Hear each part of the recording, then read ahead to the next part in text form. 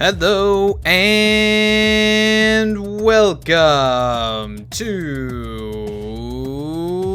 my top 10 games of 2020. Oh my gosh, it has been quite the year. You know what I'm saying? You all know what I'm saying. You've all been there. You've all lived through it, hopefully. Goodness gracious. But I'm not here to talk about the bad things that happened in 2020 like Marvel's The Avengers.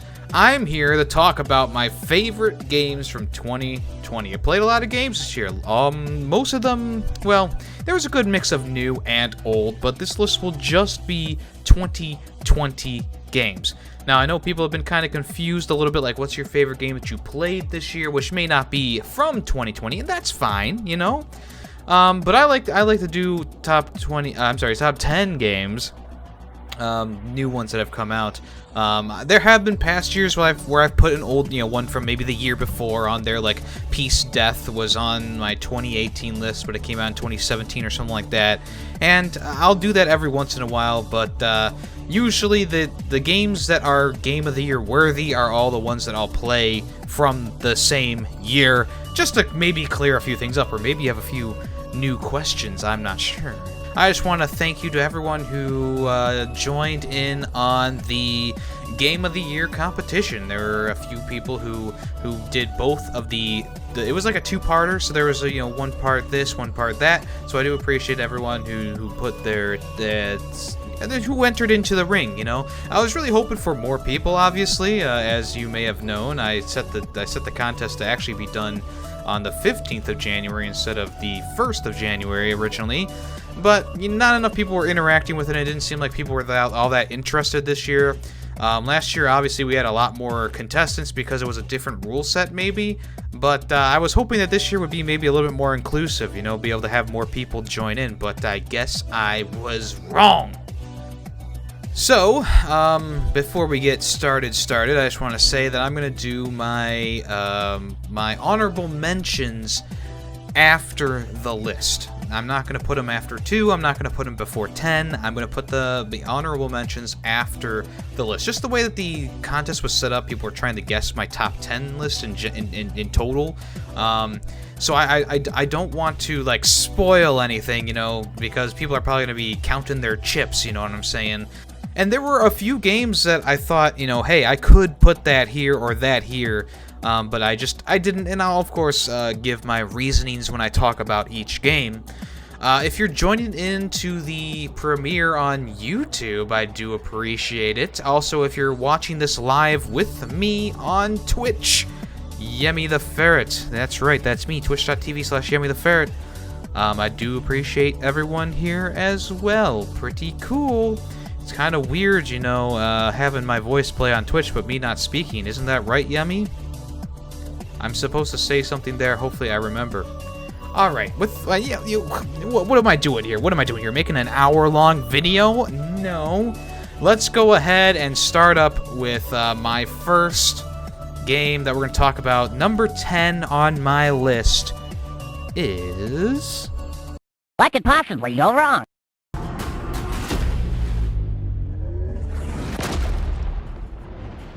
Man-eater. Eat the people, save the world. Ah, yes. It's Man-eater. Now, Sully, before you... Well, you did it anyways, but that's okay.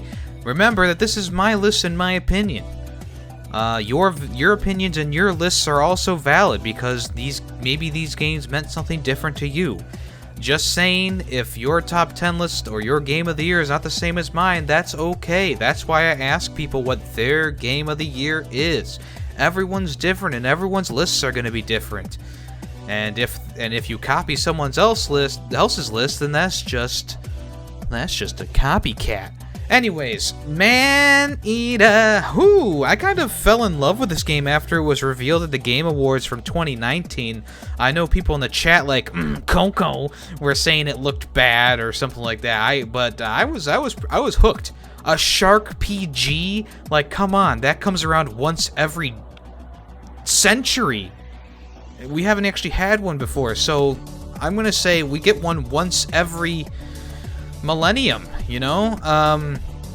No, in all seriousness, Maneater really caught my attention early on, and when I played it at PAX East 2020, show the pictures now, Yemmy, who is editing this right now. I really enjoyed it. That was the longest line that we waited in, and it wasn't because that it was long. I'm sorry, I should say it was the longest wait time we had for a line that we waited in.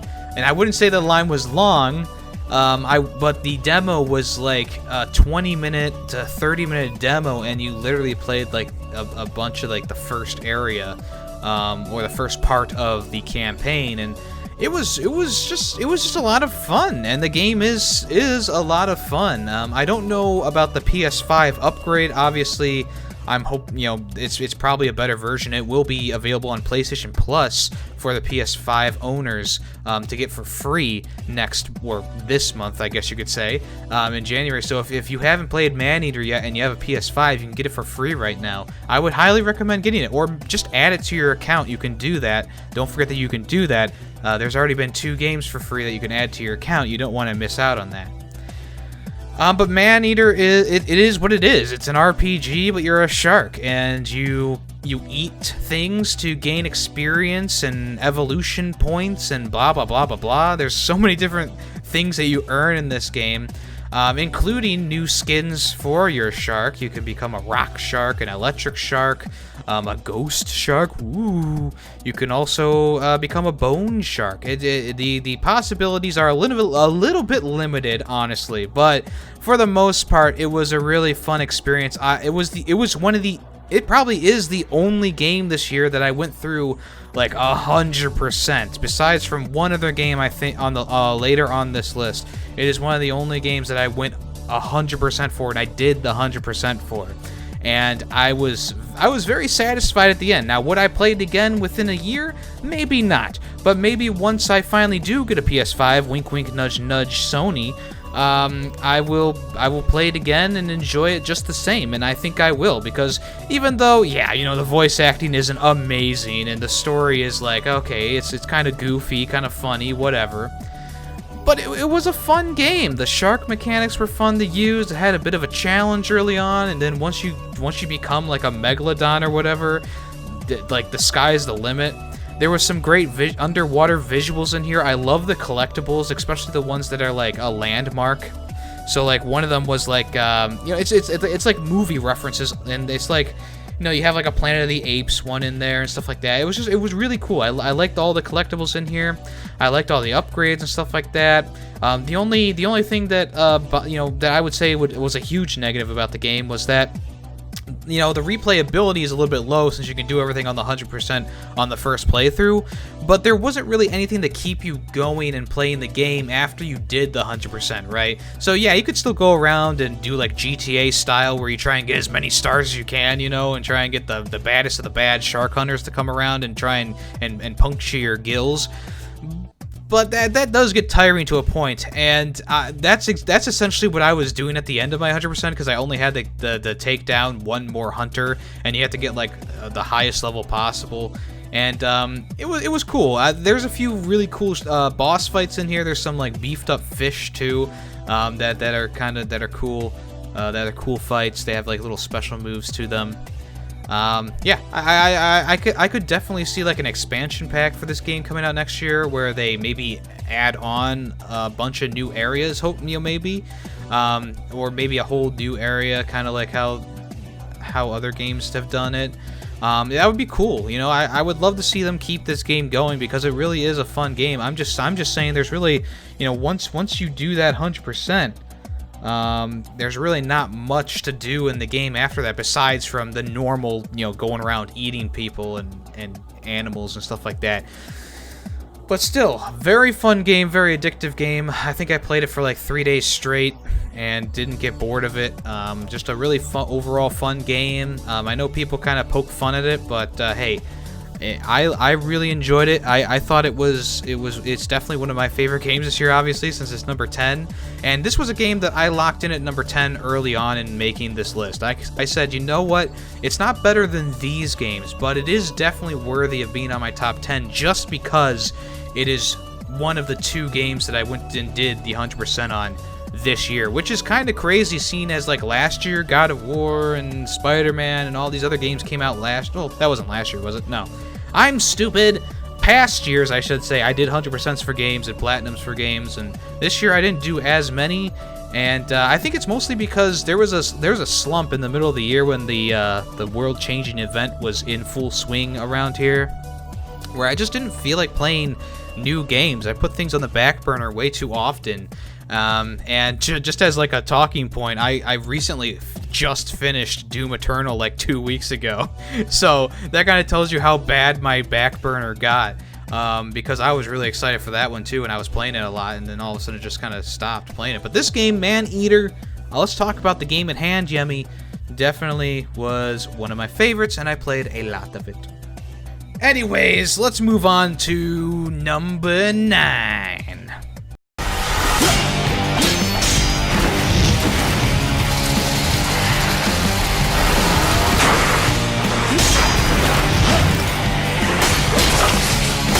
Of course. That was for last time. Hades. Yeah, I'm actually surprised that Hades is on the list too, guys. This is like a top-down, I think they call it like a roguelite or something like that. It's essentially, it's a game kind of like, was it last year? There was a game called, it originally, when it was first starting to get big, I was like, oh, I'm not gonna like this. Why am I gonna look into this? But of course, you watch a few videos here or there, and you see some gameplay here or there, and you hear all these praises here and there, and you see that's nominated for X amount of awards on the Game Awards and the Joystick Awards, and you go, all right, maybe I'll try it out. And honestly, I'm glad I did. The game is super addicting and a lot of fun. It does something that a lot of roguelite and games like this, where you die and you lose all your progress and have to start back at the beginning, it adds some things that really make it unique compared to those other ones, kind of like Dead Cells and stuff like that, where this one will continue the story. The story is built around the act of you dying and coming back and trying to get out of Hades. Dialogue with characters are, it's always changing, characters coming and going from your main hub area, different things happening in the world, and it's kind of adding on to the story. Like the first boss, you'll see like several different variants of the boss, and just as far, the farther you get, the more story actually happens, and it actually does begin, I'll say this, it does become easier going through the game to get farther and farther. It's not like some of these games where it's like, okay, you lost everything, well, fuck you, middle finger, yep, you're starting from the beginning with nothing, and you're like, okay, well, it's kind of like Binding of Isaac, those Binding of Isaac games, where in this game you still keep some of your upgrades. You get to choose your weapon from the get-go, so if you want to try something different, you can. There's like a trident, there's a regular sword, there's the fists that I used a lot, there's like a bow and arrow, I think there was a hammer, right? There's a hammer, a spear, maybe? I don't remember some of the other ones. Some of the other ones I didn't use because I didn't like them, like the shield. The shield was pretty dumb. I didn't like that one at all. But the fists were really fun, and that's actually the weapon that I used to get through most of the game. That's right, I really fisted all those characters. Now I have gotten to the end of the game once, and only once, and I did not beat Hades himself. And I was like, well, that's the farthest that I'm gonna get. Might as well end it here on a high note, right? But I will keep trying to get to the end on this one. I'm just saying this is a very addictive game. It has a very fun gameplay to it, if not a little monotonous at times, especially if you get the same upgrades every run you go to. But there's really no reason. I mean, there's really no way to get the same upgrades every time you go through a level, because it does have that random factor, and there's random rooms that you get and random enemy spawns and stuff like that. The only thing that's a constant in the game is the bosses. You'll always get the same boss at the end of the second area. You'll usually get the same boss at the end of the third one. It's only at the end of like the first one that you get multiple enemies. But then again, you know, maybe I just haven't gone through the game enough to get different enemies in the later boss stages, which could be pretty cool to find out, you know, once I get back to it. But the reason that it's so low down here is because I really don't enjoy these types of games. Even though this one had me hooked for a while, it has been a hot minute since I played it last, and I think I've lost most of my skill on it. But it is a game that captivated me for a while, and it's a game that kind of broke me out of my regular genres. And I gotta give it praises for that, because it was a really interesting and fun game, and I like the graphical style. All the voice acting was really well done, and I think that's all around a good game. I can't wait to play some more. And they're still updating the game too. It's not like they've stopped. Like, they're continuously adding new stuff to this game. So even though it's got an official release now, there's still a good amount of things to go back and explore. All right, what's number 8? Crash! Wake up! Crash Bandicoot 4, or just Crash 4. It's about time. It's about time a brand new Crash Bandicoot game came out. I think that Crash had the break that he needed, because the last official Crash Bandicoot game that wasn't the Insane Trilogy was really bad. Let's be honest here, okay? There's a lot of Crash Bandicoot games that came out after Warped that just a steady decline of quality was pretty apparent, and I think that it's the best thing that Crash kind of took a hiatus. He was in the background, you know. He was there eating Wumpa fruit, being like, eventually it'll be my time to shine. And Toys for Bob did an excellent job with this new Crash game, which takes place after Warped, which is something that I guess a lot of people weren't expecting, because technically Crash Bandicoot the Wrath of Cortex is technically supposed to be Crash 4, but I guess they're erasing that entire timeline with this game. And I guess they made it kind of a little bit too convenient for them. You know, it was too easy to just erase, you know, Crash Wrath of Cortex from the timeline, because they didn't actually call it Crash 4. If they actually had called it Crash 4, maybe we would be talking about a different thing. But let me get back on track. Crash 4, It's About Time, combines so many elements from these games that weren't that great. Along with the original trilogy, which is a great trilogy, and it makes this really nice hybrid game with a lot of new ideas and amazing graphics. Like, the graphics are so fucking good. Some things I want to say. Okay, the ball rolling sections reminiscent of Wrath of Cortex, right? Am I right? I am right. Okay. It still incorporates a lot of the old school stuff, like the running away sections, a lot of platforming, and stuff like that. But this game also adds some new stuff to it, some new interesting things to it. Now, there are some fixed camera angles in this game that kind of show you what you're going to be going up against, and it shows you like a layout of the entire map. Or, you know, like one of the first levels, you look and the camera pans back and you see like this mountain with platforms jutting in and out, and you go, oh, that's cool, I'm going to be climbing that.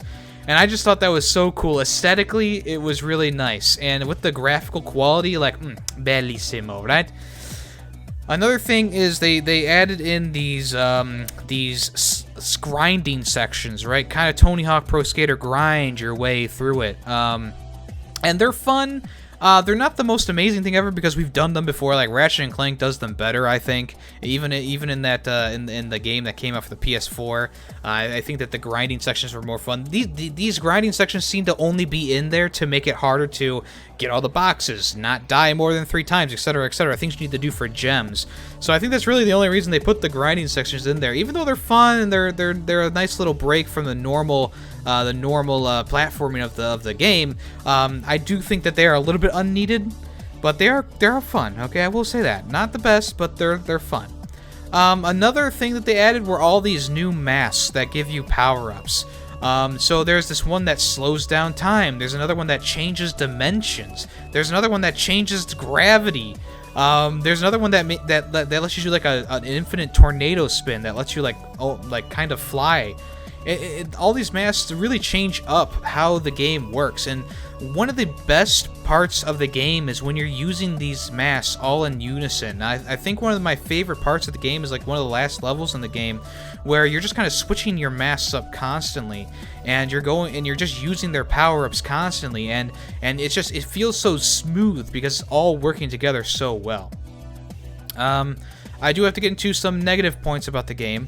The 106% or whatever it is, the completionist for this game is a snooze fest. I've watched 2 very detailed videos about the game, and I've kind of noticed it through my first playthrough, kind of how grindy the whole thing is. Not only will you have to play through each level at least 4 times to get everything done, but let's say you miss something, you have to go back through a level. There's tons of boxes, and they're like hidden out of bounds practically for some areas where you have to use the camera to kind of look.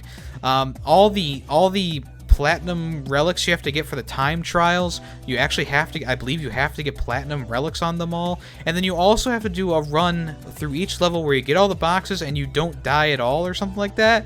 And it's like, holy crap, that sounds crazy. And there are people who have done it, trust me. I've watched their YouTube videos. Me personally, I'm not going to go for that, but I will say that that is a negative for the game because the other Crash Bandicoot games make it a lot easier to get like the 100 and whatever %, and especially in the Insane trilogy, when you go through Crash 1, 2, and 3, the time trials are like the hardest thing, and the only reason why you're going to like grind a level for a few hours, you know? Whereas in Crash 4, it's like, well, every level is going to take you at least this long if you do it perfectly, which you probably won't because of human error. And the fact that the sliding mechanic and the jumping mechanic are a little bit weird in this one, even though someone lovingly put a yellow circle on the ground where you're going to land, which is amazing, which is great. Crash needed that a long time ago. For some reason, like, the jumping doesn't feel exactly right, and I go back to the Insane trilogy and I go, yeah, this is tight, this is fine. You know, some of the perspectives are a little bit off because it's an older game, but it's good. In this one, I feel like I'm missing jumps, and I shouldn't be missing jumps, you know? It's one of those things, it's like, I'll do a slide jump and I won't get as far if, you know, I could have just done a double jump and gained more distance. It's like, well, that's kind of lopsided from the past, where a slide jump would net you a farther jump. So it's just one of those things you kind of got to get used to, and once you get used to it, you kind of find out that all you really need for this game is spin and double jump. You don't need anything else except for maybe your high jump every so often. Other than that, though, the soundtrack is amazing. Toys for Bob really went all out with this one. I love the dimensional stuff. I love playing as the other characters in this game, especially you know who. But Dingo Dial is also really, really fun to play as, and Cortex. You actually get to play as Cortex. His levels are pretty fun too. I like how it's a different perspective for the level. The only thing I don't like about those is, like, midway through the level, you'll change back to Crash and do the rest of his level. And it's like, I don't know if that was needed, you know. But still, it's a very fun concept, and I think Toys for Bob did it, who was the developer of the game. I keep saying that, just in case you don't know. I think they did a great job with this, and it really does feel like a continuation of the Crash Bandicoot series, instead of like a new jumping off point, you know. It really does feel like they built on top of what was already there, already existing. And I'm really interested to see if they're going to do anything with Spyro, because Spyro is also another trilogy that they remastered for the last generation, I guess I can call it now. And those remasters were also really good, and I'm wondering what they're going to do with that series, if they're going to make a Spyro 4. They're going to completely eliminate everything after Spyro 3, you know, which I guess people really wouldn't mind, honestly, because it seems like Spyro and Crash kind of went the same way, a little bit downhill once their trilogy was completed. But anyways, Crash 4, it's about time. It's about time that we got a new Crash game, and it's really fun. And you should definitely check it out if you love platformers, and if you're a fan of Crash Bandicoot, of course. And it's number 8 on my list, so I really enjoyed it. Alright, let's move on to number 7.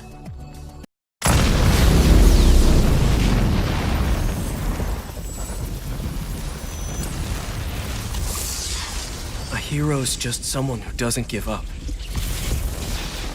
Your dad said that.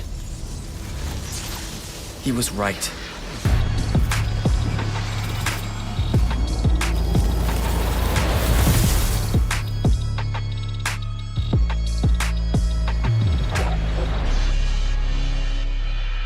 Number 7 on the list is Spider-Man Miles Morales.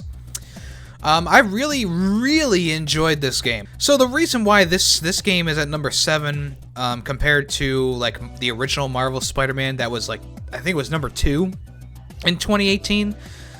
The big reason why it's not that high, even though it's a new character with new abilities, new side missions, it's New York with a new, it's snowing, new characters and stuff like that, new story, everything like that.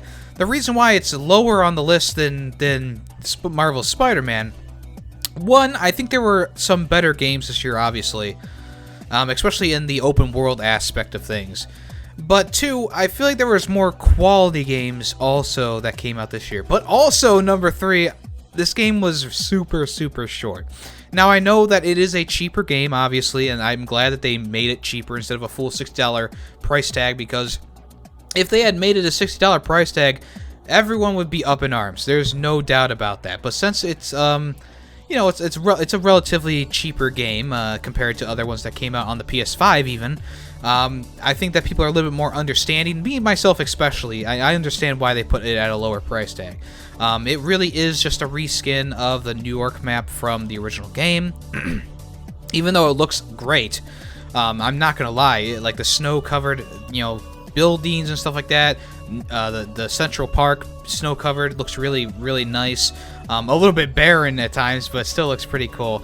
So in terms of like the map, I like the style of the Christmas time map compared to regular Spider-Man's, and also I like Miles Morales as better than Peter Parker. I think that Miles Morales has such better powers and is so much more fun to use than the original Spider-Man. Peter Parker, I love you, buddy, but you got stomped on in a game that takes less than half the amount of time to finish your game. I'm actually relatively happy, but I'm also relatively concerned. Like, after you have such a great character, what are you gonna do in the next game? Miles is such a fun and charismatic character. His moves are off the wall with his venom punches and stuff like that. I love all the different things that he, the quips that he has, and he more or less sounds like a kid who's driving for the first time, and that's kind of how this game is. In the campaign, you are driving for the first time. Miles Morales is driving the city for the first time. He's the only Spider-Man, and of course, shit starts hitting the fan, but Miles gets through it without the help of Peter or anyone else out of his inner circle. And I think that the story does suffer a little bit, obviously, because they did not have time to flesh out these characters as much as you wanted them to. No spoilers, but there are several characters who you meet, and then they immediately show a villain, and then they immediately unmask the villain and reveal that it's the character that you just met. And it's like, okay, that maybe would have been a cool thing if I had spent a few more story missions with this character, or talking with this character. Like I said, I don't want to do spoilers, but it's kind of hard not to do something. Talk about something about it, but I don't know what they're going to do in the next Spider-Man game, because I don't know if going back to Peter Parker is going to be feasible with how much fun I had playing as Miles Morales. I guess the thing they could do out of left field is have you play as Venom, and I think that would be a really cool thing.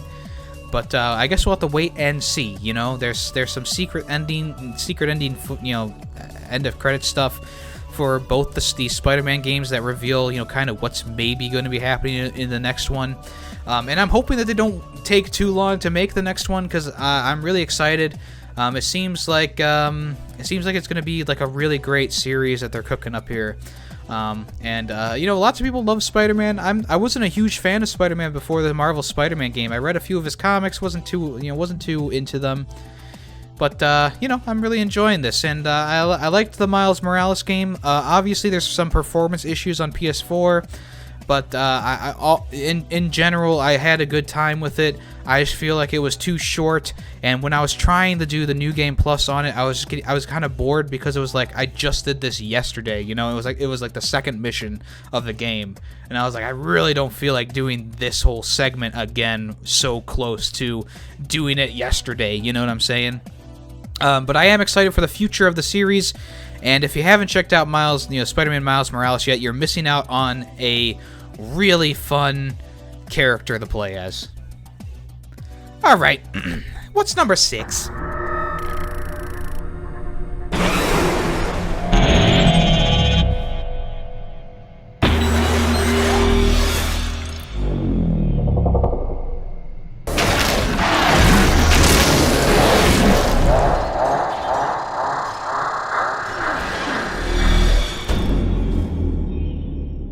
Yeah, number 6 is Disc Room. I know maybe not a lot of people saw this one coming, but I thought it was kind of obvious that this game would be on my top 10 list when the soundtrack is so good.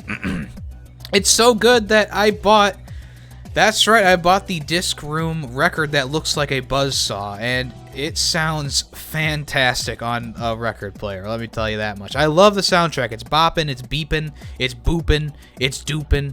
It's amazing. I love the soundtrack in this game. That's not the only thing that I love about it, don't get me wrong, but I will say this. I think that Disc Room has one of the best soundtracks from this year. It's such a fun soundtrack, and it really helps escalate the tension and the feel of the game. Because what is Disc Room, you may be asking me? And I will tell you this. It's a game all about dodging various different saw blades. You play as this scientist who finds like an alien spaceship, I think is what it is, and you're trying to get past the defense systems, and no matter how many times the scientist dies, you know, she respawns and has to do it again. It's kind of like a trial or something like that. And there's another rival scientist in there who is trying to blow the whole place up. So you're trying to catch up to this other scientist and save the space station because you want to study it some more. This was probably the most challenging game that I played this year, and I'm happy to say that I did get all the way through it. There's a lot of content attached to this game, especially after you beat the main storyline and the main area in the main rooms. You will move on to like the real challenge. Like, there's a lot of challenge in the regular game, but there's also a huge challenge after the regular game is done, and I'm still working through some of those. But I've completed most of the rooms now, and I'm really happy with the experience. It's such a fun and unique experience. You really don't see something like this anymore, or you haven't seen something like this in a while. I guess the closest thing that I can equate this to is like Call of Duty Black Ops Zombie Arcade or whatever it was, the top-down thing where you shot like and you went to different rooms. It's kind of like that, except each room has a new saw blade inspired puzzle to give you. Most of the puzzles are, you know, just survive as long as you can. There's a time limit that they want you to reach, and it gets increasingly difficult as the time goes on. There's power-ups that you can use. You can only use one per area. It's per go. So you have like one that it's a teleport where you kind of boost, you have invincibility for a second while you boost forward. There's one where you split into multiple scientists so you can have multiple versions of you. There's one where you eat saw blades and then they respawn, and it's weird. There's also one that immediately sends you to the opposite end of the room. The one I used the most obviously was the first one, where it would dash you forward, but I also used the one that made you go like semi-invisible, right? But I used the first one the most out of all of them. I found that it was the easiest one to get your high scores on. And the boss fights, oh my god, the boss fights in this were so fucking imaginative. Like, they were so cool. It wasn't just like it's a saw blade and you jump on top of it, like Mario Galaxy. No. It's like actually a challenge just to do the boss fights, and they're really fun and inspired. The challenges you can do with each of the levels are also really, really fun and interesting, and a lot of them you have to like really think about it. You can't just go into a level and get all the challenges done. There's some that's like, okay, how do I do this, or how does this work? Anyways, Disc Room, really fun game. I really enjoyed my time with it, and I think the piece de resistance from this game is definitely the soundtrack. It's one that I'll probably be bopping to for a long time. And if you don't agree, well, fuck. No, I'm just kidding. I would say, if anything, if you don't think this is the kind of game for you, which I understand, I would still recommend going out and going on YouTube or wherever and listening to the soundtrack, because the soundtrack on its own is worth this spot on the list. Honestly, I cannot tell you that enough. The soundtrack rocks. Okay, it's my favorite soundtrack from this year. Even though the next game we're going to talk about had a pretty good soundtrack too, I think that Disc Room takes the cake, and I really enjoyed playing the game while listening to it. So if you want to check it out, I would recommend it. Show me number 5!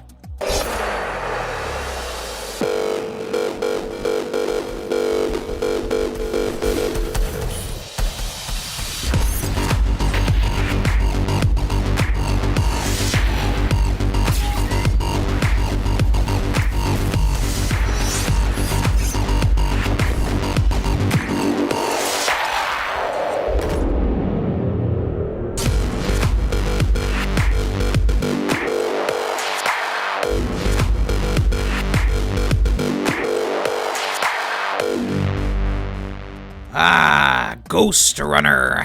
Oh man, this game caught my eye early on in the year.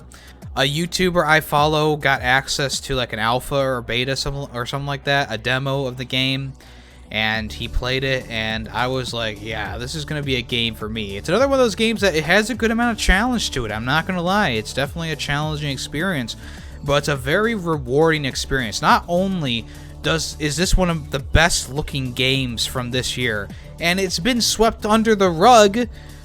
Graphically, it's a beautiful. Not only is it beautiful, but damn, the soundtrack bops on it too. And damn, is the gameplay addictive.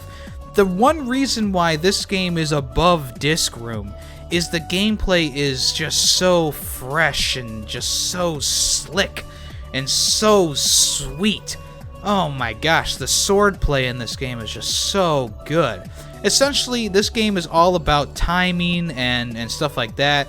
There's plenty of games that have come out that have been like this game, and it's one of those games where it's like you can hit someone in one hit kill and they can hit you one hit kill. It's very even, and you got to kind of figure out how to do your parkour moves around an area to get the jump on these guys so that you can kill them before they kill you. And the game gets increasingly harder as it goes on. The boss fights in this game, the boss fights in this game are so good. The only boss fight that I wasn't like 100% into was the final boss fight, but even then it was still a really fun boss fight. One of the first boss fights you go up against is like this giant like tower that is like an automated system, like a defense system, and it's just so cool. Like just finding the timing and stuff like that. I had so much fun with this game. The only reason why it's not higher on this list is because it is a very short experience.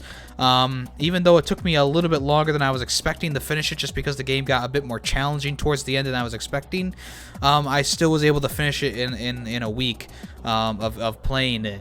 But this game, where it lacks in like replayability because of like going back through levels, doing like collectibles, it gains back a bunch of replayability just because you can have. There's so many different ways that you can tackle these puzzles that they give you. And unlike another game that was based around cyberpunk style stuff that came out this year, which should have been delayed until next year, this one ran on day one, and it was beautiful. I really enjoyed my time with it. Like I said, the graphic quality in this game is off the charts. Like, it looks so good. Even on like a base PS4, it looks fantastic. Even the Switch version really doesn't look that bad, all things considered. The PC version obviously looks the best, and that's what I played it on. And I cannot believe I cannot believe it that more people are not talking about the graphical quality of this game. Dude, it looks so good, and it has like such fun gameplay. I really love this game. Ghost Runner. If you haven't checked it out, make sure you do. It is really, really good. All right, number 4. Ah, now you're talking.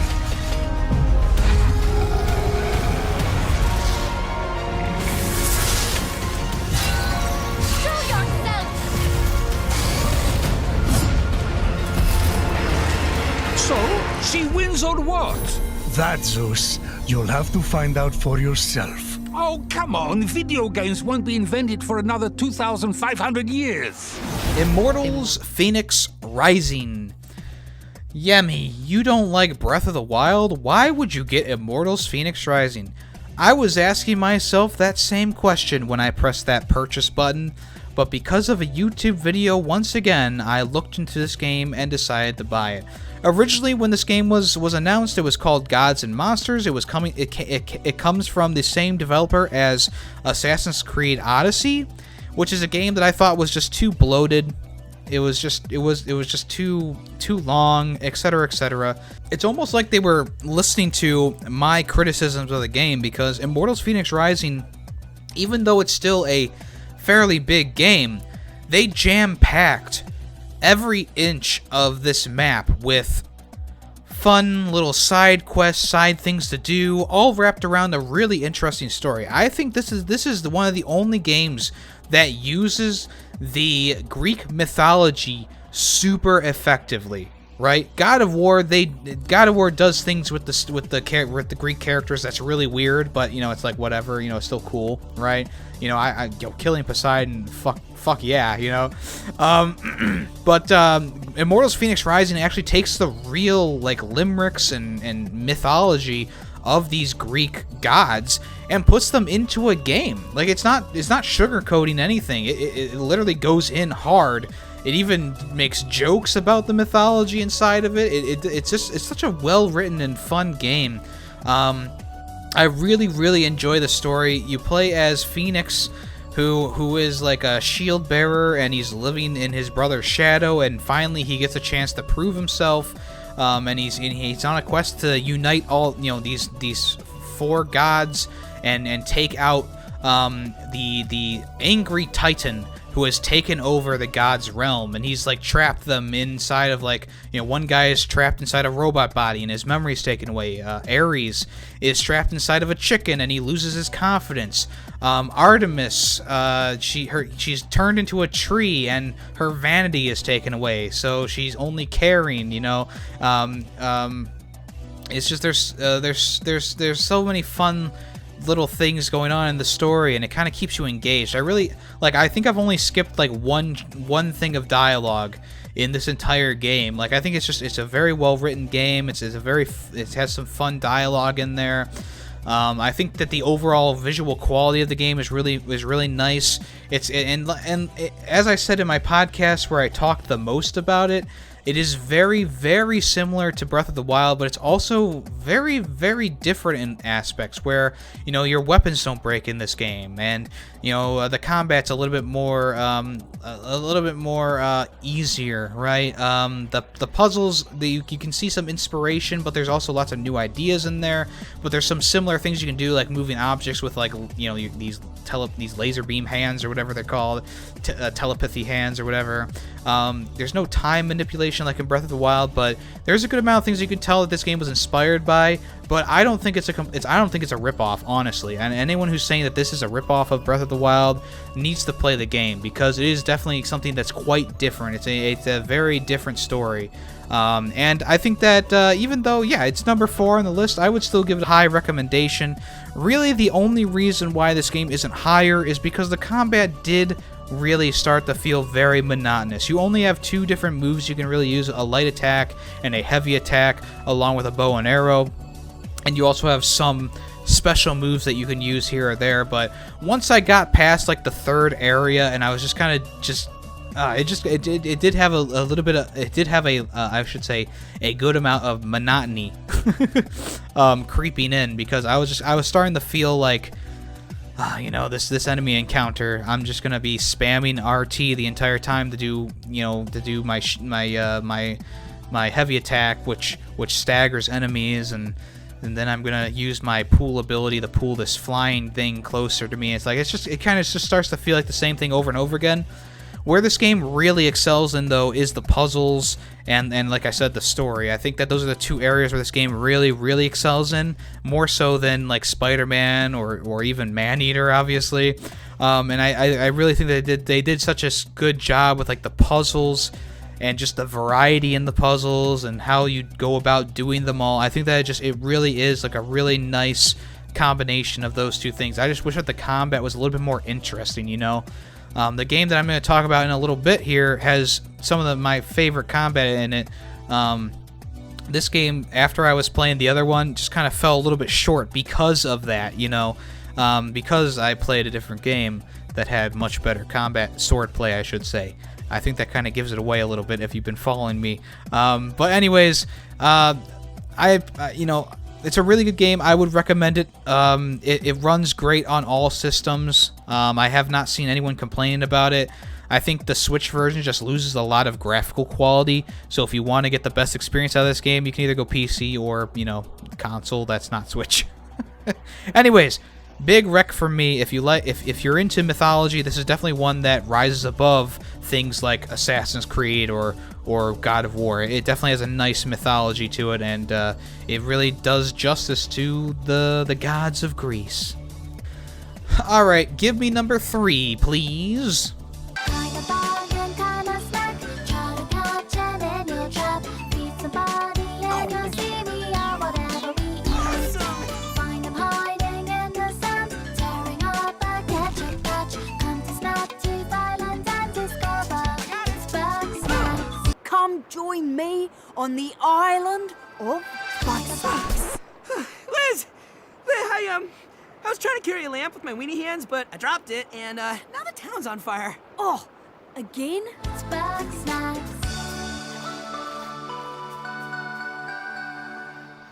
It's Bug Snacks. Oh, you gotta love that. You gotta love that song. Bug Snacks, sleeper hit of this generation. Honestly, a really fun game. I went into this. It's like, you know how some people go like, oh, you went into that game wanting to hate it. Well, I went into this game wanting to love it, and I really did love it. I got it on the Epic Store because even though it's for PS5 and PS4, I wanted to play it on my computer with a mouse and keyboard, and I really had a really fun time with it. It's like Pokemon, where like you go around, you gotta catch them all. You know, you gotta catch all the Bug Snacks, but instead of, you know, fighting with the Pokemon, you eat them. Or you feed them to people. Bug Snacks is just a fun, goofy game. I know people are like to joke about it, that, you know, and they like to go, oh, Bug Snacks, yeah, who cares? I do. I think that this is a really great game. Is it a kiddie game? I don't think so. It's good for kids, don't get me wrong, but it also has a lot of more mature themes to it, like, as I said in past podcasts, you know, like, you know, it goes about, you know, relationship issues, anxiety, sexuality, you know, self-importance, self-worth, stuff like that. Things that are really important for people who are, you know, kids who are growing up to kind of learn. And I think this game tackles those issues relatively well. And there's not a single character in this game that I really didn't like. You know, they were all very likable in one way or the other. And I think they all had very distinct personalities that set them apart from each other. And I think they all had really nice stories and conclusions to their stories by the end of the game. Now, you may or may not have been spoiled. And I'm not going to spoil the game. Don't worry, I'm not going to spoil it. But you may or may not have been spoiled. This game does turn into a little bit of a horror tale towards the end. But I think it's kind of like compared to everything that happened in this game, it's like you kind of think about it and you go, yeah, that makes a lot of sense. But honestly, I think that it's a really great experience. What it lacks in like graphical quality, it surely makes up in gameplay, puzzle solving, interactions with characters and stuff like that. The one thing that I was really wishing for was more interaction with the characters, because unless the character has a side mission for you, they'll just kind of like be like hello, and you'll move on. You know, they won't actually talk to you in like a conversation outside of like a story mission or something like that, which is, you know, something that I was kind of hoping for. And obviously, you know, whether this is a spoiler or not, I don't know. Maybe skip ahead like or mute the video for like 5 seconds. 1, 2, 3, spoiler, here it comes. They left this game open to a sequel, and I'm really interested to see what they're gonna do if they do make another game. I think that a bigger map would be great, and I think that new bug snacks would be really fun for a next game. But there was a lot of bug snacks in this game, and this is the other game that I was talking about that I 100%ed this year. I 100%ed bug snacks on the Epic Store or the Epic Launcher, whatever you want to call it, and it was worth it. It was worth every moment. I had a big smile on my face while playing this game. I really enjoyed figuring out how to trap all the bug snacks, and I really enjoyed just going through the entire game at my own pace. I love the characters. I love the music. I love a lot about this game, and I think that it's definitely one game that, you know, people write it off because it's a goofy, you know, whatever kind of game, but you know, until you actually play the game, you don't understand the magic of bug snacks. And to me, the magic has hit me right in my soul, and I really, really enjoyed it, and it just brightened up my day anytime I would play it. I just really enjoyed my time with it. I loved the characters. I think my favorite character was Chung-Lo. He was definitely one of my favorite characters. But the interaction with a lot of characters were really fun, and like I said, there's a lot of important messages in this game too. It's not like they're slapping you in the face with them either. You know, it's just it's a part of the story, and it's a really nice game. And if you haven't played Bug Snacks yet, I understand. You know, it's not one of those games that like really catches people's eyes. But for me personally, I like those more out there type games, and this was definitely my favorite out there type game of the year. You know, it definitely piqued my interest, and it definitely satisfied me on all different levels. So I really, really love this game, and I'm excited to see what they do next, if they do something next with this series. And if you have a PS5, unfortunately, you've already missed the free giveaway of the game from PlayStation Plus. If you didn't do what I did and go online and redeem it, you're kind of out of luck. But I would recommend picking up this game. It's definitely fun, and even though it's not like a quote unquote next gen experience, it's still a fun experience nonetheless. Okay, give me numero dos.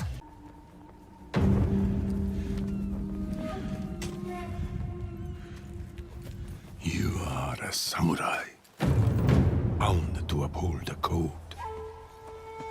To live, fight, and die with honor.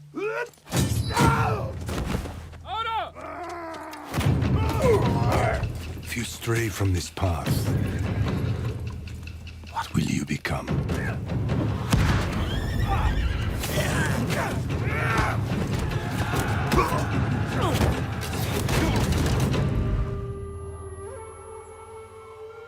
A storm is coming.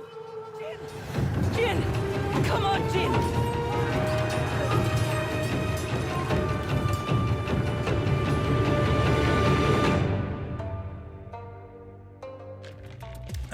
Coming in at number 2 is Ghost of Tsushima. This game is a game that I put on my back burner during the pandemic era, and I did not get to play it until more recently. I know that there's a slight bit of new game syndrome, quote unquote, which is when you really love a game and you play it a bunch and it just becomes your favorite thing. I did have a little bit of that early on, but it has cleared up a little bit. I do see some of the flaws in this game that, kind of, make it not my game of the year. But this game and the number 1 game of the year were so close, honestly. It was such a hard thing for me to do to choose between the 2 games, because they are both high-quality games. They both had really interesting stories and combat mechanics and etc., etc. But Ghost of Tsushima, I guess I'll talk about my love for the game of the year in the next segment. Let's focus on Ghost of Tsushima. This is a love letter to Japanese movies, samurai movies, Japanese culture, heritage, etc., etc. It's a very fun and enjoyable open world adventure. It's my favorite open world game of this year.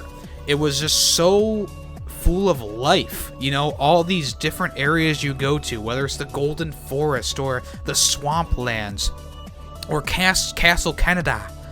It was just so many beautiful vistas, and you're riding your horse through these vistas, and you're feeling the magic of Tsushima, and it just feels so nice. And the guiding wind being your navigation thing was such a good idea.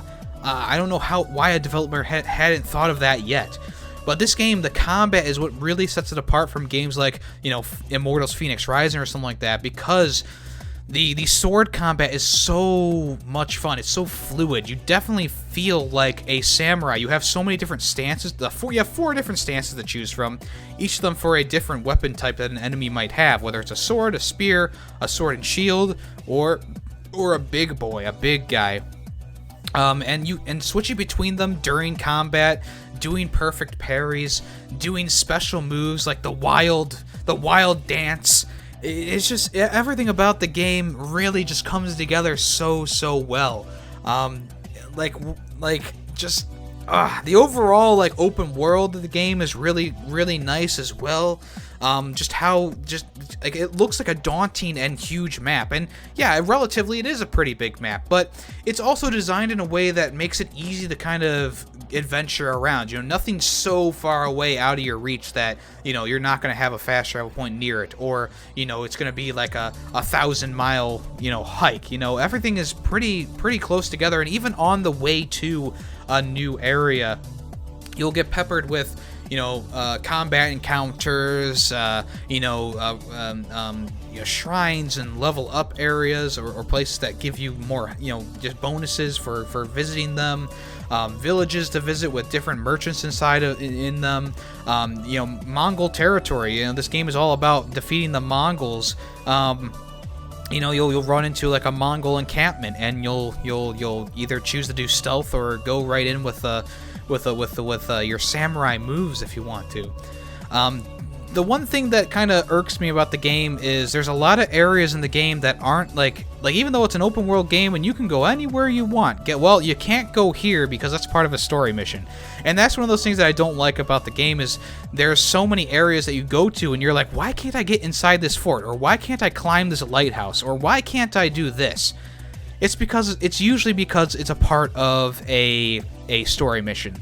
So what I recommend to anyone who wants to try this game out, I would recommend just kind of going from story mission objective to a story mission objective, or a side mission, or whatever, and doing those. And then if you want to do the 100%, or you want to find more things, you know, wait until you've done all that stuff and then kind of start to explore around. That's just the way that I played the game, because I was getting a little bit too frustrated going to a village, clearing out the village, and then, you know, being stuck out of a house or stuck out of something that would you know, because of a story mission or something like that, or, you know, having to go back through an entire combat encounter in Mongol, a fortress that you just liberated because the story needs you to do that. You know, it's one of those things. Also, I did find out from a YouTube video, once again, that the story in the game is not so true to history. There was an actual, like, samurai historian who was like, well, the samurai would do, like, stealth stuff. You know, it's not like they wouldn't. You know, it's just they preferred to, you know, fight with honor and, you know, up front with someone, but they didn't say it was dishonorable to, you know, do stealth stuff and spec out missions, you know. But this game really hammers home, and it does a good job of it. I'm not saying that it's a bad story. I'm just saying you just kind of have to ignore the fact that it's a little bit, you know, rewriting history, I guess you could say. But anyways, you're playing as Jin, who is a born and bred samurai, and in this timeline, samurai, they don't do... You stab someone in the back, that's dishonorable, blah, blah, blah. It's all about honor, of course. And Jin is having to, you know, after the entire samurai army of Tsushima is destroyed in the opening scene, the Lord Shimura, who is like the leader of this army, gets captured, who is also your uncle, and you go on. You need to save him. You know, that's the main point of the first part of the game, and that's all within the first hour. So I'm not spoiling anything. And essentially, you go through this the entire first part of the game, kind of coming to grips with the fact that you're going to have to employ different tactics in order to defeat the Mongols, because the Mongols aren't playing fair either. So you got to kind of do this or that. And even though later in the game, I don't want to spoil anything, but later on in the game, there's disagreements between characters because of this. But I think it does a really good job. Like it shows a good mix of both sides of these things, and you can tell that Jin is kind of conflicted even after so much play time of the game with how he's been going about things. And of course, people kind of give him the thing, give him the "oh, you shouldn't be doing that" kind of act and blah blah blah, to kind of mess with it. But all in all, very, very good game. Graphically pleasing. Love the open world. I love the duels. The duels are like the cream of the crop of the game. They're really fun. They just give everything about this game screams like samurai movie, but you're playing it, and it's so cool in that aspect. I really enjoy every part of this game.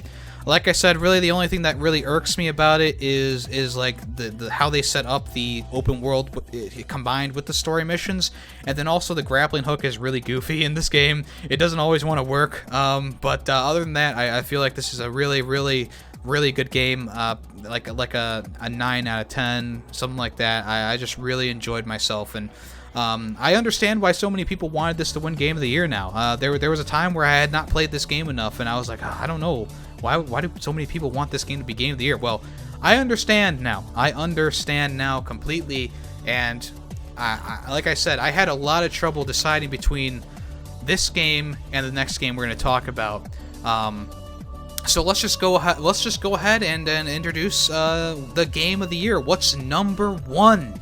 I feel so extraordinary. Something's gotta hold on.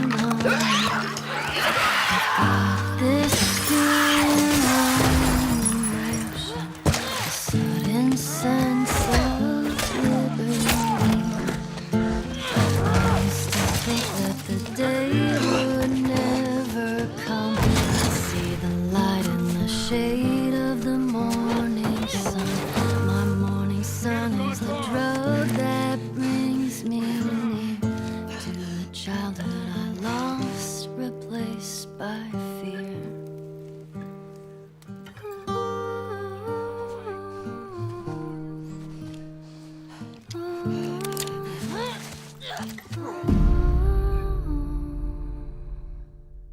The Last of Us Part 2 is more than just a video game, I know that there's a lot of heated arguments and debates and opinions and comments about this game and every facet. But I personally had a wonderful experience with this game. It's hard to put into words just how you feel about a game that just makes you like really think. This game has such an in-depth and well-written story, and I think that a lot of people who give it criticism haven't gotten past like the first few hours of the game. I think this game, what it lacks in the first the first spoiler, it really gains back in how they portray both Ellie and Abby throughout the experience of this game. If you don't know, and I don't want to spoil anything, so maybe mute for a few seconds here. If you don't know, you switch to a different character in the middle of the game, who is Abby, who did kill Joel at the beginning of the game.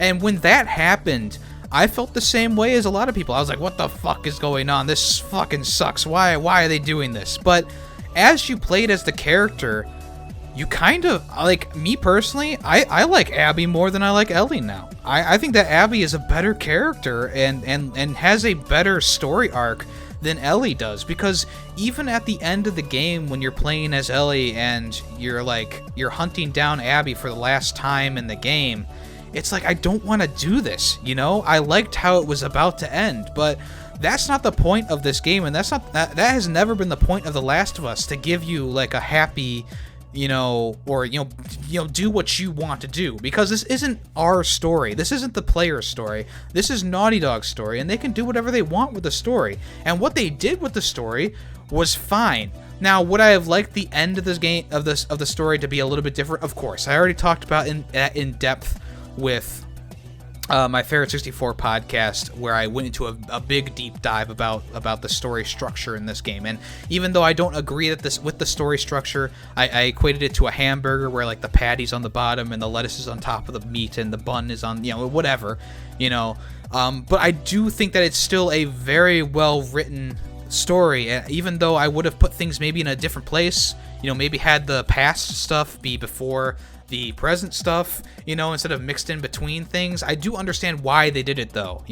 I understand why there's 2 different sets of day 1, 2, and 3 in Seattle for each character, because when you're going through with Ellie's story, they want you to feel what Ellie feels. I want revenge. I hate them. They did this. They did that. I hate them.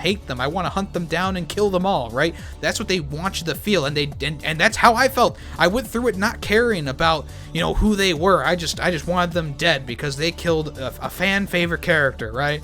They killed the character. And then they flip the switch on you entirely, and you go, why the fuck did they do this? What the hell? I don't care about this character. I want her dead. But what they do with that anger, they switch it off, and they turn it into something different. Both these characters, Ellie and Abby, have such unique story arcs, but they're also very similar in some ways. And like I said, I kind of ended up liking Abby more. This game is more than just a bang, bang, shoot, stealth your way through, plant a bomb, explosion, throw a Molotov type game. It's more than that. There is a deep story underneath it all that really works well, and it all just combines into a really fantastic experience. And this game runs perfectly fine on an original PS4, as I tested and played through the entire game on an original PS4. Never crashed once, never had any problems. It's optimized for this system. Same thing with Ghost of Tsushima. It runs perfectly fine on an original PS4 because it was made for this generation. And I think that these top 2 games of mine that I put on this list are really the final, like the big goodbye for the current generation, the PS4 generation. I really do think that they are the peak, the best of the best, and Sony did a great job saving them for this big hoorah ending. Now, would I have released The Last of Us and the Ghost of Tsushima so close together? Obviously, no. That was probably not planned, but whatever. But I think that Last of Us definitely wins over Ghost of Tsushima, in my opinion. I like the gunplay, the sound design in Last of Us Part 2 is so fucking good, dude. Like, it deserved most of the awards that it got. I will give it some flack because of how they treated the developers and how the crunch time came in. I will say that is not cool, and I really hope that developers start to learn from these instances and how, I don't want these developers to just like start to hate what they do, because you could tell that Last of Us Part 2 has so much passion put into it. These people love this game. They worked on it for years, and the end product is really, really good. It's a 9.5 out of 10 for me. I just think that the story structure is a little bit off, but other than that, it's a 9.5, and I will go to the grave with that rating. I love this game. I love the characters in this game. I love everything about it. The set pieces combined with the story elements and these like areas that aren't like open world, but they're kind of open world because you can go into these houses and have all these different things happen. I will say this: Naughty Dog did do the Naughty Dog thing like that they like to do, like in Uncharted 4 and Lost Legacy and stuff like that, where they have like a huge area that you can explore early on in the game, and then they never do that again. I kind of wish that the game was more set up like that, where you would like in the beginning of the game, day 1 of Seattle, you're on your horse, you're going around this big open area to like all these different buildings, and even though they have that throughout the game, it's not as grandiose as in the original opening scene, which I really enjoyed, and I enjoyed the exploration throughout the rest of the game. And I think that even though I would have liked bigger exploration areas in general, I think that for me personally, and this year in general, I think that a more straightforward story and a little bit less exploration in a game like this was perfect for me throughout this year, especially because I was more focused on playing games that had a shorter story or had a more linear aspect to them, and Last of Us Part 2 filled that void for me. I really enjoyed this game. The graphical quality, the gameplay elements, everything about it is just really top notch, and it really makes you think and feel, you know, like I at the end of this game when the credits started rolling, I couldn't believe what I had just finished.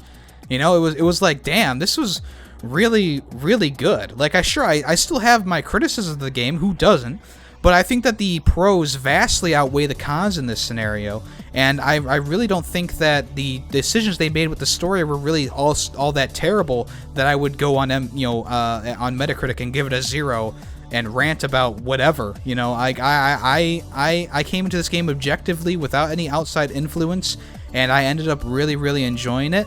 And even though there are people who reviewed the game like Ren's Reviews or Nakey Jakey or even Your Movie Sucks, who played through the game on his gameplay channel and was kind of poking fun at it, I like those, you know, they all have valid criticisms, but I just you know, my opinion, I think that it's a defining game of last generation, I'm gonna say, the PS4 generation. And I think that it was like the perfect like swan song. I don't know what I'm trying to say here. This perfect swan song for the end of the generation. The other thing that I want to say about the game is that unlike The Last of Us Part 1, this game has vastly different themes to it. Last of Us 1, I mean, there's themes of, you know, loss, redemption, I guess you could say. You know, finding yourself, you know, finding a reason to keep going after a tragic event in your life, stuff like that. You know, it really strongly shows that stuff. And this game has a bit of a different theme to it for both of the characters that you use in this game. You have the theme of revenge and, you know, post-traumatic stress disorder in this game. You have themes of forgiveness and themes of redemption as well, and you also have like a theme of atonement, I guess you could say, atoning for like your past failures and stuff like that. Regret is a huge one in here as well, and it's all things that we deal with, not on the same level obviously, but it's all things that we deal with. And I think that the arc of Abby is vastly superior to the arc of Ellie in those terms, because where Abby like kind of earns her redemption and earns her atonement, Ellie, she's still fixated on revenge up until like the very last part of this game, and I guess that's just like, you know, it's good that like the end of the game ends the way that it does. Obviously, I don't mind how the game ended. I just wish that they hadn't done like a final like fist fight or whatever in this one, because honestly I think just letting Abby leave on the boat, and I'll try to remember to put like a spoiler tag at the bottom of the video for this, but when Abby leaves on the boat, I just feel like Ellie should have just let her go, you know, because yeah, I think that Ellie should have just let her go instead of being like, we have to finish this. Like, I get it, you know, Tommy got in your head, whatever, but I think that even now you can, like, Ellie could see that, like, it's not worth it, you know, revenge isn't worth it. I think that's one of the main things of this is too, is like, revenge isn't worth it. Like, everything's not gonna get better after you take your revenge, right? And I think that the main focal point of that is Abby as a character. She still feels the effects of what Joel did, even, you know, whether he really meant to or not, you know, the mess up, you know, to do what he did. It doesn't help her in the way that she thought it would, and that's expressed very well, and that's why she regrets doing what she does, and she finds atonement in the two kids that she finds from the mortal enemies of the wolves, you know.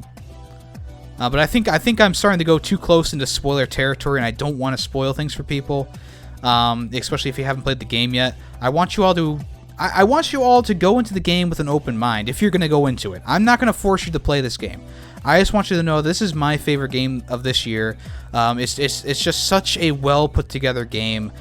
graphically, sound design, musically.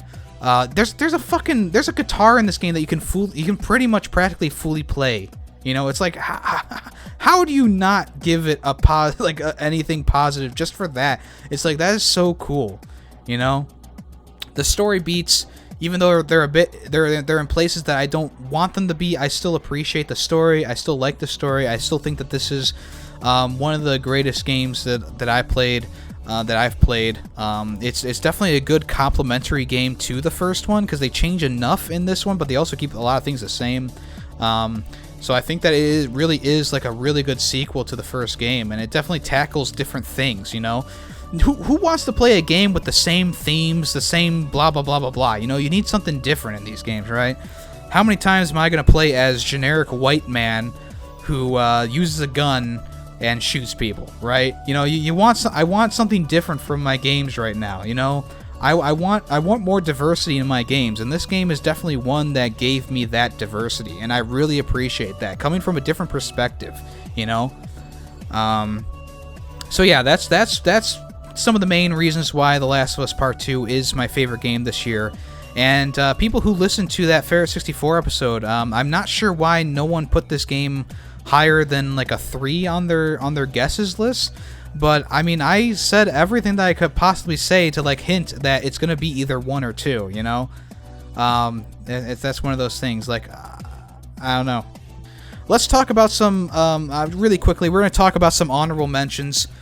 Obviously, the first one on my list that probably would have been number 11 if I was doing an expanded list would be Doom Eternal. Very fun game, but it's not as good as the 2016 Doom, in my opinion. I like Doom 2016 better than this one. Carry On, another indie game by Devolver Digital. Really cool experience. Just really way too short and not enough direction in the game. Ori and the Will of the Wisps. I did not enjoy this game as much as Blind Forest. I will say it's still a fun game, though. It's a beautiful game. I didn't enjoy it as much as the first game. Pumpkin Jack, a single studio guy who made a game, a passion project, was really good. It was a really fun experience. Fall Guys took the world by storm, right? Fun game, a little frustrating at times, especially with like just the bullshit that happens in it sometimes. I couldn't put it on my list. Mortal Shell, excellent Dark Souls or Souls-like game that just got a little bit too repetitive as I went through it. And also the healing system with the mushrooms was bullshit. Assassin's Creed Valhalla, didn't play enough of it. Didn't like what they did by adding microtransactions, like things that'll actually give you like more XP and stuff like that for an absurd amount of price. Just for that alone, I could not put it on this list. Like $20 for an XP boost, like come on, that's just fucking stupid.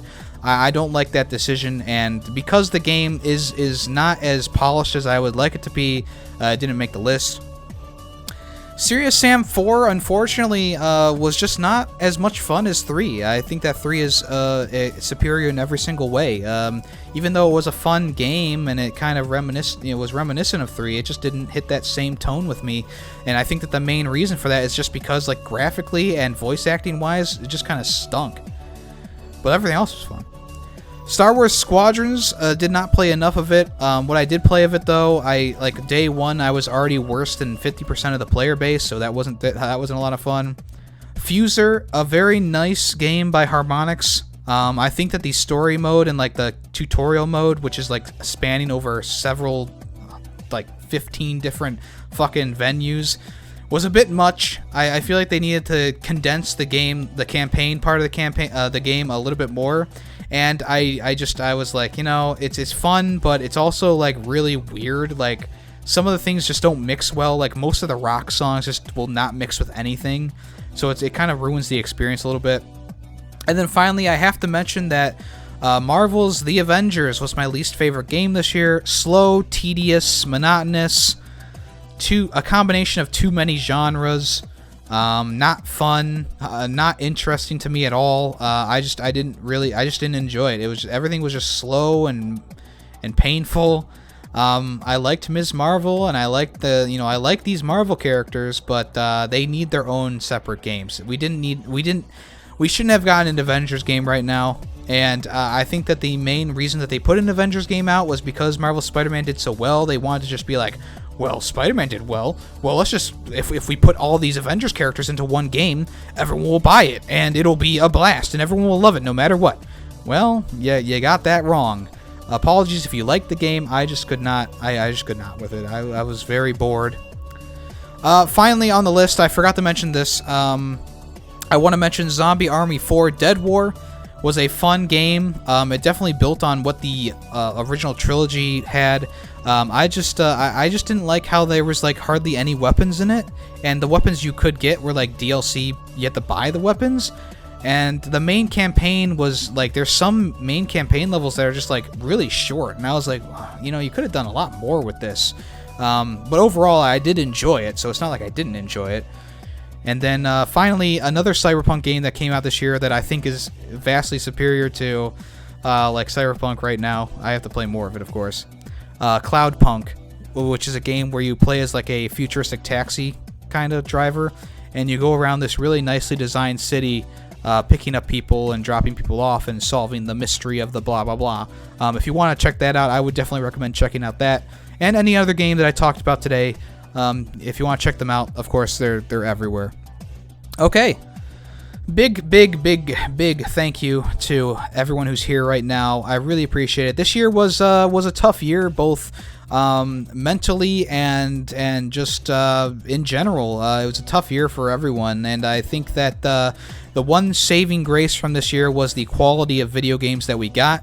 Although, I'm not including Cyberpunk, okay? I'm not including Cyberpunk this year, okay? Y'all shouldn't include it either. It came out too late in December, and it's a broken mess, and I feel like it doesn't... It was supposed to be released next year anyways, but pressure, blah, blah, blah, blah.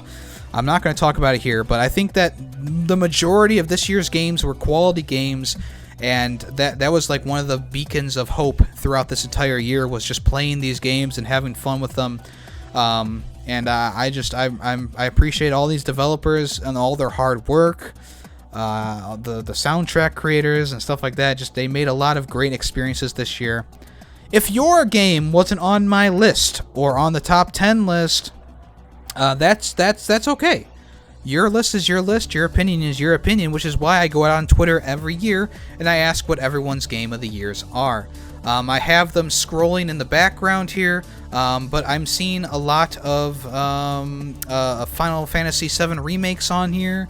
There's a lot of different games on here, and I just your opinion matters, which is why I'm scrolling them in the background right now.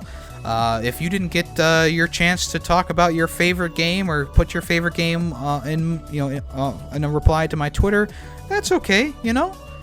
Just reply here or in my comments section. All right. Anyways, I'm Yemmy the Ferret, aka Yemmy. I appreciate you guys so much. Let's have a great 2021, everyone. Let's go into this year with high hopes, and I hope that you all got what you wanted for the holidays. I hope you had a nice New Year, and I hope you have a great rest of your day. I'm Yemmy the Ferret, and I'm out of here. I'll see you guys later. Bye-bye. Thanks for listening.